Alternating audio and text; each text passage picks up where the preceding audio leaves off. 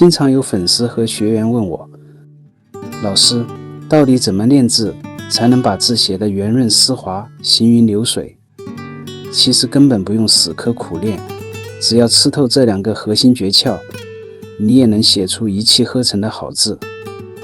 首先第一点，练字千万别看一笔写一笔。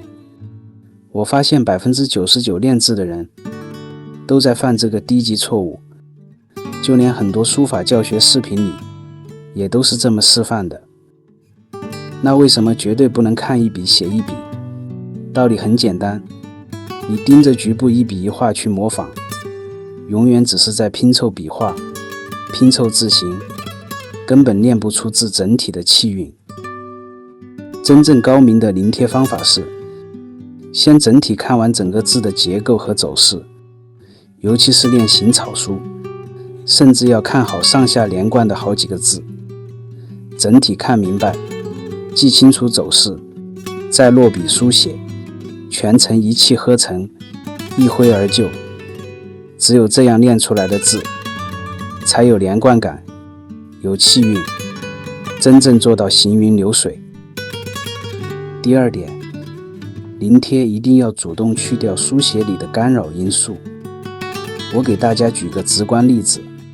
就拿今天示范的第3个字迷来说，右边耳部左上角我圈出来的这一笔，只是书写时带出来的轨迹虚线，属于多余的败笔，并不是字的本体结构。很多人临帖只会依葫芦画瓢，字帖有什么就照搬什么，这是大错特错。聪明的临帖要懂得甄别取舍，主动修正原帖的败笔。按照这2种方法坚持临帖，你既能吸收古人书法的精髓，